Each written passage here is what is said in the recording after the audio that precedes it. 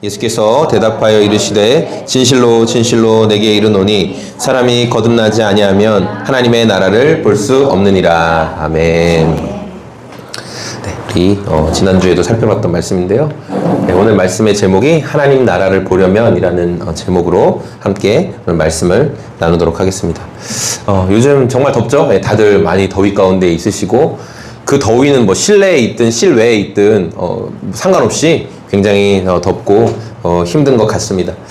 이렇게 야외 활동하면서 많이 더울 때 정말 간절하게 생각나는 게 이제 시원한 음료 같은 걸 마시면 정말 갈증에서 해소가 될 것 같은데, 우리가 그렇게 막 갈증이 있고 또 운동하고 엄청 힘들고 할 때는 막 물 한 통이라도 다 마실 수 있을 것 같은 그런 갈망이 있잖아요. 저 한 통만 있으면 되겠다는 그런 열망, 그런 갈망을 여러분도 다 경험해 보셨을 거예요. 오늘 말씀에 우리 등장하는 니고데모라는 사람이 바로 그런 어떤 갈망을 가지고 있었던 사람이에요.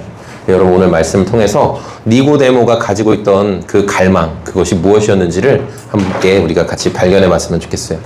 이 니고데모라는 사람은 지난주에도 설명했는데 여러분 다 잘 기억하고 계실 거예요. 이 사람은 사회적 지위가 낮은 사람이었어요? 높은 사람이었어요? 높은 사람이었죠. 유대의 산헤드린이라는 공회의 회원이었고, 그리고 사람들에게 다 존경받는 그런 사람이었어요. 특히 예수님은 이 니고데모에게 뭐라고 말씀하셨냐면, 너는 율법 선생이지 않느냐 이렇게 말했어요. 너는 율법 선생이지 않느냐. 이 율법 선생이라는 말이 헬라어로 디다스칼로스라고 해요. 디다스칼로스. 이 말은 뭐냐면 율법을 가르칠 수 있는 특별한 지위를 가지는 자. 그래서 이제 이 어떤 가르침을 디다케라고 하거든요. 디다케라는 가르침이 있는데, 디다스칼로스란 말은 이 율법을 가르칠 수 있는 지위를 부여받은 사람이다라는 것을 우리가 알 수 있어요. 그러니까 니고데모는 그 누구보다 율법에 정통한 사람이었다라는 것을 여러분 알고 있어요.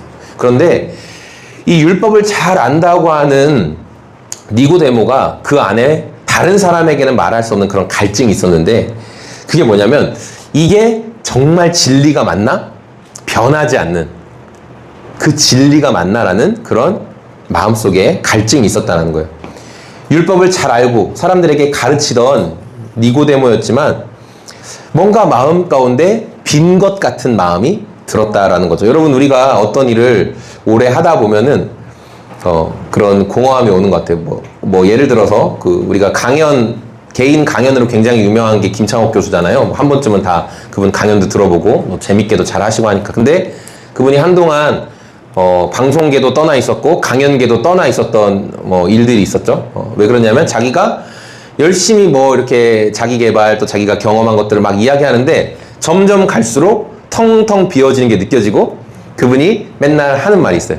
자기는 야매다, 야매. 자기는 오은영 박사님 앞에만 가면 말을 못하겠다. 그런 농담을 하는데, 자기는 원래 이런 상담을 전공한 것도 아니고 심리 커뮤니케이션을 전공한 것도 아니고, 그분 성악 전공하신 분인 거 아시죠? 성악 전공했는데 자기 말로는 잘 안 풀려서 다른 사람들은 똑같은 홀인데 자기 동기들은 성악을 성악하는데 자기는 주댕이만 까고 있다고 맨날 그렇게 자기를 이렇게 막 비하하면서 이야기하잖아요. 자기도 뭔가 대단한 것을 깨달은 것처럼 막 이야기하는데 갈수록 자기 속이 비어져 가는 걸 느꼈대요.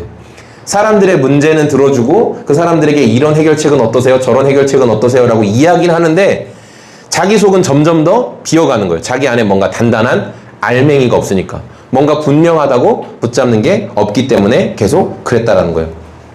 니고데모 또한 그랬어요.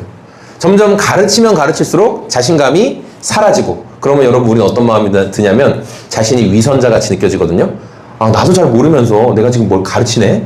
내가 뭘 떠들고 있네? 이런 생각이 우리 마음에 든다는 거예요. 그래서 자꾸만 질문이 올라옵니다. 바리새인이었고, 바리새인들은 율법을 가장 열심히 잘 지키는 사람이 바리새파 사람들이었어요. 그런데 자기가 율법을 잘 지키고 또 사람들에게도 율법 잘 지키시오, 승건이 승민이 율법 잘 지키시오, 이렇게 막 이야기했는데 그의 마음 한켠에서 이런 질문이 올라오는 거예요. 그런데 정말 내가 율법 잘 지키면 하나님께 인정받나? 하나님이 이걸로 정말 나 인정해 주시는 게 맞나? 라는 질문이 올라왔던 거예요. 그러니까 니고데모가 예수님께 나아갔을 때 예수님이 바로 이 부분부터 딱 점검을 하시는 거예요. 너가 거듭나지 않으면, 너는 지금 율법을 잘 지켜서 하나님 나라를 보려고 하는데 거듭나지 않으면 아무리 율법 잘 지켜도 하나님 나라를 볼 수가 없다라는 니고데모의 가장 마음에 있는 갈증을 딱 하나님께서 건드려 주셨던 거예요. 하나님께서 이스라엘 백성들이 이집트를 탈출할 때 하나님이 하시고 싶었던 게 뭐냐면 가나안 땅에 들여보내는 게 하나님의 목적이 아니었어요. 하나님이 이집트 노예로 살던 이스라엘 사람들을 그냥 허니와 밀크가 흐르는, 젖과 꿀이 흐르는 그 땅, 가장 비옥하고 가장 좋은 땅에 그냥 거기 너네 들어가서 이제는 이집트가 아니라 거기 젖과 꿀이 흐른다는 가나안 땅에서 살아라. 그게 하나님의 목적이 아니었어요. 하나님이 이스라엘 사람들을 선택하셔서 가나안 땅에 들어가게 하시는 목적은 뭐냐면 뭔가 만들어내고 싶은, 하나님의 사람들로 그들을 만들어내고 싶은 하나님의 뜻이 있었다라는 거예요. 그래서 하나님이 그들을 선택하시고 그 다음에 약속을 맺으신 거예요. 그 약속이 율법이거든요. 그래서 신명기 28장 말씀에 보니까 뭐 읽으시지 않아도 되지만 눈으로 보세요. 내가 너에게 명령하는 모든 명령을 지켜라. 하나님의 약속에 너 이 명령 지켜라. 그러면 너에게 복이 임할 것이다. 내가 너에게 주는 이 율법을, 하나님의 법을 네가 지키면 너 복 받을 것이다 라고 하나님께서 약속하셨어요. 그러면서 레위기에서도 또 말씀하시는 거예요. 나는 너희 하나님 여호와다. 너는 나와의 약속, 규례와 법도를 잘 지켜라. 그러면 복이 있을 것이다. 그러나 반대로 율법을 잘 지키지 않으면 저주를 받게 될 것이다. 이 신명기에서 말씀하셨잖아요. 잘 지키면 복을 받는다. 그러나 하나님의 율법에서 떠나면 저주가 임할 것이다. 이거 에발산과 그리심산 사이에 서서 이렇게 말했던 그 이야기가 그 내용이에요. 근데 여러분 여기서 우선순위가 있는데 뭐냐면 하나님께서 너희가 먼저 율법을 잘 지키면 내 백성이 될 것이다 라고 그렇게 하지 않으셨다는 거예요. 하나님이 이미 이스라엘을 하나님의 백성으로 선택하셨어요. 선택이 먼저예요. 하나님께서 먼저 그들을 불러내셨고 구별하여 불러내셨고 그 다음에 하나님의 백성은 이렇게 살아야 한다라는 것으로 율법을 주셨다라는 거죠. 세상에 많은 기준들이 있지만 너희들, 나의 선택을 받은 이스라엘은 세상의 기준이 아니라 하나님의 법을 가장 우선순위로 해서 살아라. 그래서 사람들이 볼 때 저 사람들은 어떤 세상의 질서와 기준이 아니라 저들이 믿는 여호와라는 신이 주신 법을 따른데 하나님의 법을 따르는 사람들이래 라는 것을 알려주시고 싶었던 거예요. 그런데 사람들은 자꾸만 이 우선순위를 바꿔요. 어떻게 바꾸냐? 율법을 잘 지켜야 하나님이 나를 인정해 주신다. 율법을 잘 지켜야 하나님의 백성 된다. 그래서 이런 생각들이 점점 확대되면서 어떻게 됐냐? 율법을 어기면 구원받지 못한다. 아니 이스라엘은 이미 율법이 있기 전에 구원을 받은 거죠. 이스라엘은 이집트의 압제 속에서도 이미 하나님이 구원해 주셨잖아요. 그때 율법이 없었다고요. 그런데 우린 자꾸만 우선순위를 바꿔요. 뭐 법을 잘 지키면 하나님이 더 좋게 봐주시고 나를 구원해 주시겠지. 그래서 이 생각이 확대돼서 어디까지 갔냐? 이방 민족들은 율법을 받지 못했으니까 그들은 구원도 받을 수 없다. 그들에겐 구원이 없다라는 생각까지 확대가 되었어요. 그래서 사람들이 하나님이 주신 법을 마음으로 인정돼서 저 말씀을 정말 지켜야 돼 라는 게 아니라 저거 안 지키면 구원 못 받는데 벌 받는데 그것 때문에 겉으로만 억지로 지키는 척 하는 거예요. 여러분 자녀들을 키워보시면 알겠지만 자녀들이 겉으로만 말을 지키는 척 하죠. 부모가 안 보면 딴짓을 하고 있습니다. 딴짓을 다 하고 있어요. 니고데모 또한 율법 교사였지만 자신이 가르치고 있었던 내용에 대해서 계속 의문이 생겼어요. 율법을 가르치고 사람들에게 율법을 지키라고 하고 자기도 열심히 지키면 지킬수록 하나님과 더 가까워지는 기분이 들고 하나님을 더 아는 것 같고 이게 정말 참으로 하나님이 기뻐하시는 것이구나 라는 마음의 기쁨이 생기는 게 아니라 할수록 더 무거워져. 할수록 더 마음에 부담이 돼. 할수록 더 자유를 잃어버리고 묶이게 되는 거예요. 그런데 그런 니고데모에게 어느 날 갑자기 나타난 한 사람이 있었는데 젊은 사람이었어요. 30대 청년이었어요. 그런데 사람들이 그 주변에 많이 몰려들었어요. 그러니까 니고데모도 저 사람 도대체 누구야? 뭐야? 뭔데 저렇게 사람들을 몰고 다녀? 그러니까 아이고 의원님도 저 사람 말 한번 들어보세요. 얼마나 신선한지 몰라요. 하고 가까이 가서 예수가 하는 말을 들어봤어요. 예수란 청년이 하는 말을 들어봤더니 그 이야기가 자기가 그동안 가르치던 율법의 내용과는 같은 말을 하는데 완전히 다르고 너무나 신선하고 저 말대로 하면 정말 하나님께서 기뻐하시겠다라는 그런 마음이 생기는 거예요. 예를 들어 예수님이 안식일에 대해서 이야기를 하신 적이 있어요. 안식일은 뭐냐? 사람도 쉬는 날이지만 그 집에 기르는 가축들까지 전부 다 쉬어라. 노예들도 다 쉬게 해라. 이렇게 말씀하신 거예요. 그럼 여러분 보세요. 우리가 그냥 흔히 주 7일이라고 할게요. 주 7일을 어쨌든 뭐 쉬는 시간 있잖아요. 잠도 자잖아요. 사람이니까. 그러니까 주 7일에 일할 수 있는 낮 시간에 열심히 일하는 사람과 6일만 일하는 사람과 소득은 누가 더 많겠어요? 당연히 주 7일 일하는 사람이 당연히 소득이 많겠죠. 일주일 내내 일하는 사람과 6일만 일하는 사람 당연히 차이가 있어야죠. 적어도 하루라는 차이. 네. 그리고 뭐 여러분 헌금 내는 것도 그래요. 헌금 교회에 내는 사람과 헌금 내지 않는 사람, 당연히 헌금 안 내는 사람이 돈 더 잘 모으겠죠. 네. 교회에 막 몇십만씩 안 내니까 그렇잖아요. 이게 당연한 기준이잖아요. 그러면 돈도 일주일 내내 일하는 사람이 더 많이 벌 것이고, 하나님께 제사 안 드리는 사람이 더 뭐 어떤 것도 많이 가질 것이고, 소유도 부유해질 것이고, 예. 그게 세상의 기준으로 맞는 거고 옳은 내용이에요. 근데 하나님은 뭐라고 했냐면 너희 하루는 쉬어야 된다.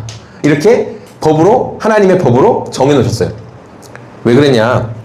하나님이 제사 받고 싶어서 야, 니네 나 무조건 제사해야 되니까 하루는 날 정해서 나 제사해라. 나를 위해서, 하나님을 위해서 그날을 만드신 게 아니라 하나님은 인간이든 동물이든 하나님이 만드셨기 때문에 우리에겐 쉼이 필요하다는 걸 하나님은 아세요.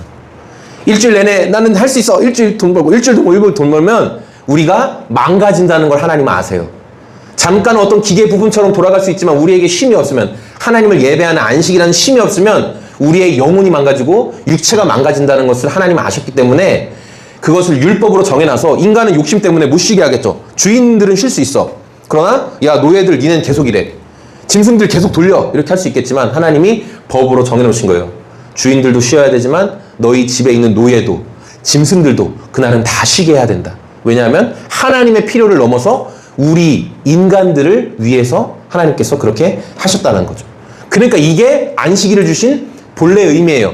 하나님이 욕심이 많아서 유대 전국에서 바치는 그 짐승 제사를 하나님이 소고기 냄새 좋다, 이 제사 받으려고 하나님이 안식일을 만드신 게 아니라 하나님이 만드신 인간에게는 쉼이 필요하기 때문에 그때 하나님 예배하며 진짜 쉬라고 하나님의 안식일을 만드셨다는 거죠. 예수님이 이렇게 율법의 참 의미, 그냥 단순히 하루 아무것도 하지 말고 아무 노동도 하지 말고 제사만 드려라, 그게 하나님이 기뻐하신다라고 율법학자들이 가르쳤다면 예수님은 그게 아니라 안식일은 하나님이 우리 인간을 위해 주신 거다. 우리 연약함을 아시기 때문에 우리에게 쉼을 주려고 그날을 고정해서 만드신 거다. 이렇게 말해주니까 사람들이 안식일을 지키고 싶어요? 안 지키고 싶어요? 지키고 싶잖아요. 하나님이 우리를 그렇게 생각하시는구나. 하나님 무서운 분이 아니구나. 막 회초리로 이놈의 자식, 안식일 안 지키는 놈들 다리 몽둥이 하나씩 다 부러뜨려야지, 이렇게 준비하고 계신 분이 아니라 나를 위해 그날을 예비하시다니 라는 마음을 얻으니까 하나님의 말씀에 순종하고 싶은 마음이 생기는 거예요. 그러니까 니고데모가 얼마나 예수님 만나고 싶었겠어요. 저분한테 뭐가 있구나. 저분한테는 진짜 진리가 있구나. 그래서 니고데모가 예수님을 만나러 갔던 거죠. 여러분, 하나님 나라를 이렇게 인식하기 위해서는, 그러니까 니고데모가 예수님께 나아갔던 것처럼, 근데 지금은 우리가 예수님께 나아갈 수는 없죠. 육체적으로 계신 예수님께 나아갈 수 없어요. 그런데 우리가 지금도 예수님께 나아가는 것과 같은 방법이 있으니 그게 뭐냐면 성령으로 거듭나면, 성령님이 계신 것을 인식하고 성령님이 우리 안에서 하나님에 대해서 알려주시면 우리는 반드시 하나님 나라를 볼 수 있어요. 그래서 여러분이 해야 될 기도가 뭐냐면, 주님, 매 순간 저를 거듭나게 하시고 매 순간 하나님 나라를 알게, 그 감각이 저에게 살아나게 도와주세요 라고 우리가 기도해야 된다는 거예요. 우리 요한복음 3장 3절 말씀 우리 세 번역으로 한번 같이 또 읽어보겠습니다. 예수께서 그에게 말씀하셨다. 내가 진정으로 너에게 말한다. 누구든지 다시 나지 않으면 하나님 나라를 볼 수 없다. 니고데모는 앞서 설명한 것처럼 바리새파 사람, 율법도 잘 지키는 율법 선생, 사람들에게 율법을 전하고 가르치고 자기도 잘 지키고 또 회당에서 드리는 유대인의 예배도 누구보다 잘 지켰어요. 그런데 율법을 지키면 지킬수록 하나님의 나라는 멀게 느껴지는 거예요. 비현실적이야. 도저히 하나님의 기준에 내가 도달할 수 없다는 것을 정직한 사람이라면 고백할 수밖에 없어요. 여러분, 우리가 아무리 착하고 선한 일을 많이 해도 하나님의 기준에 도달할 수가 없어요. 저희 그 이모의 아들, 저희 그냥 동생이죠. 네, 저희 동생 중에 한 명이 그 이모가 아들이 2명 있는데, 첫째는 집안일을 잘 돕고 있고 농사를 지면서, 둘째는 그 지금 이제 신부가 되려고 천주교 신학교에서 이렇게 거의 다 이제 졸업도 거의 졸업반이고 계속 실습을 하고 있어요.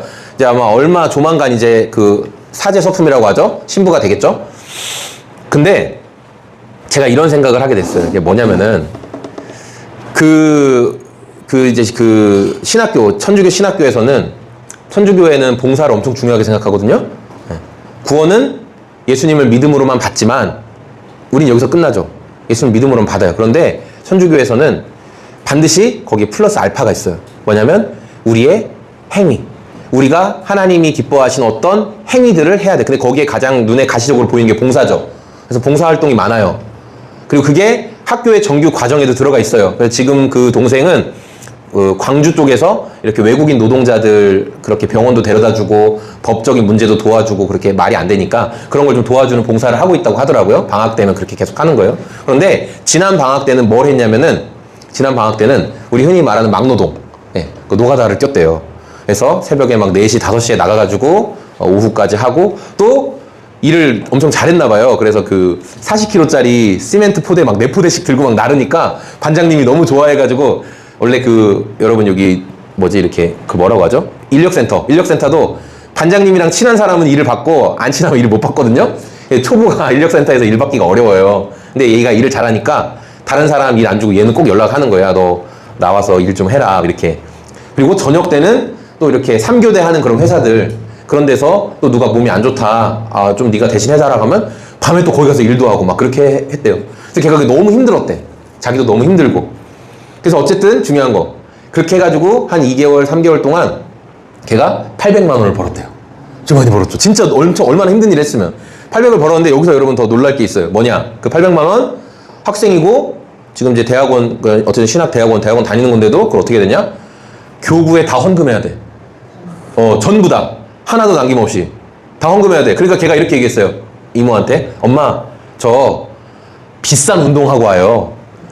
하루에 그러니까 일당 어치 운동이라고 생각하고 걔는 그걸 했던 거야. 좋은 마음으로 어쨌든. 그러니까 제가 어떤 생각을 했냐면 저희 기독교 신학교, 기독교 계열 신학교에서는 그런 봉사 없거든요.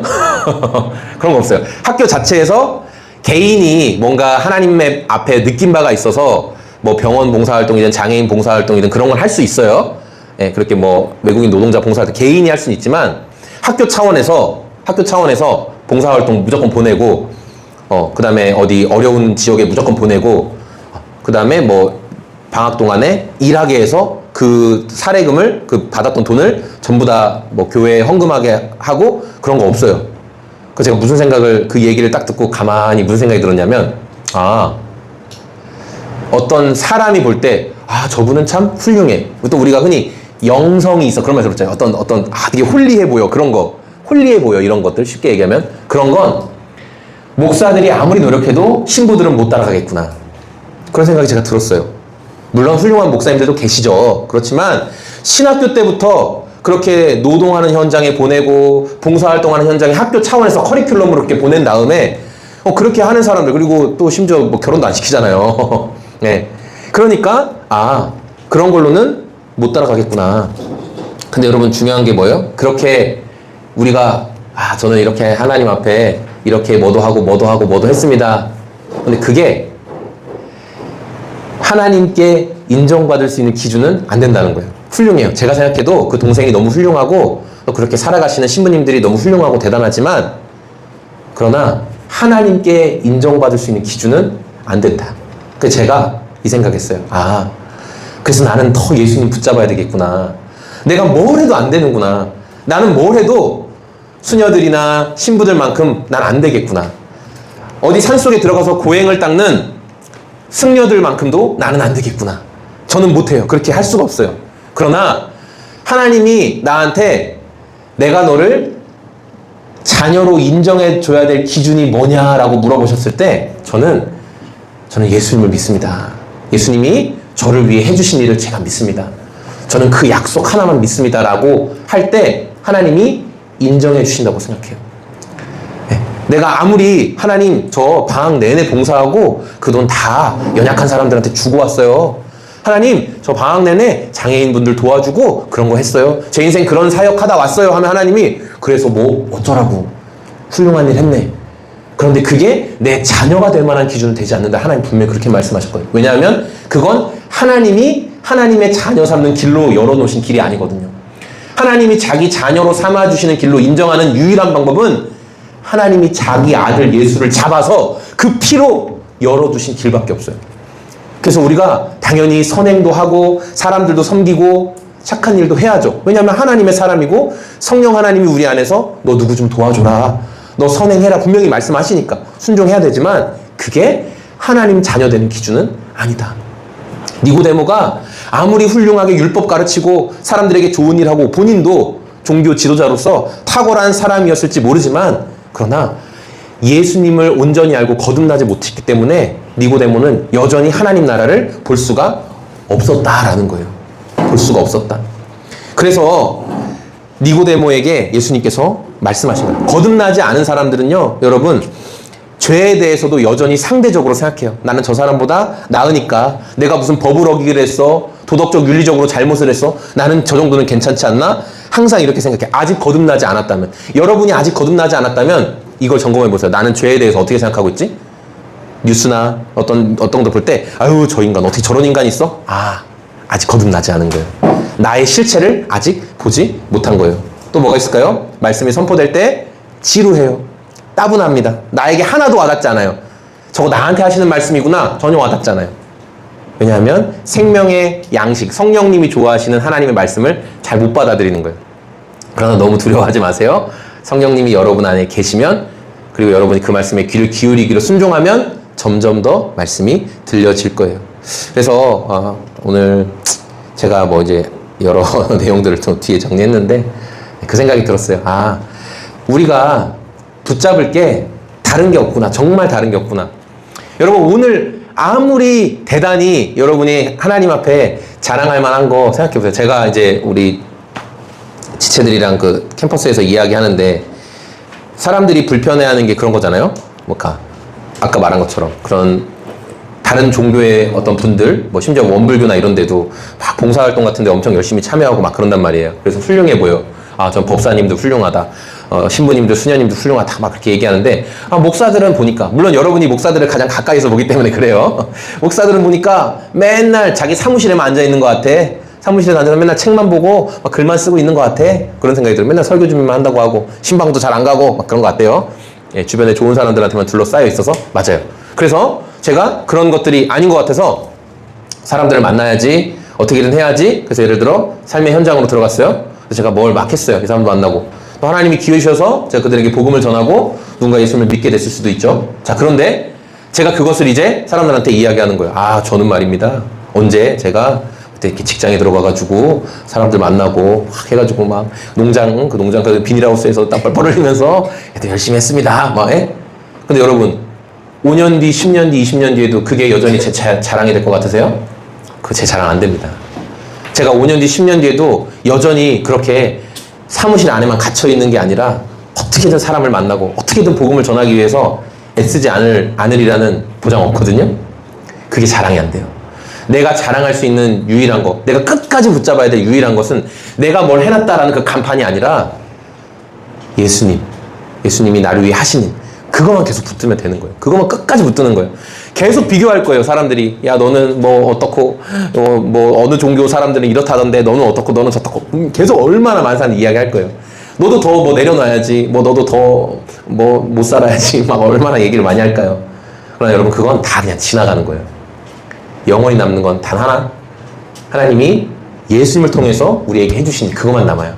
여러분, 끝까지 그거 붙들고 그것에 대한 갈망, 하나님이 예수님을 통해서 나에게 하신 일을 내가 더 알고 싶습니다라는 그 갈망을 잃어버리지 않는 저와 우리 모든 성도님들이 다 됐으면 좋겠습니다. 아멘.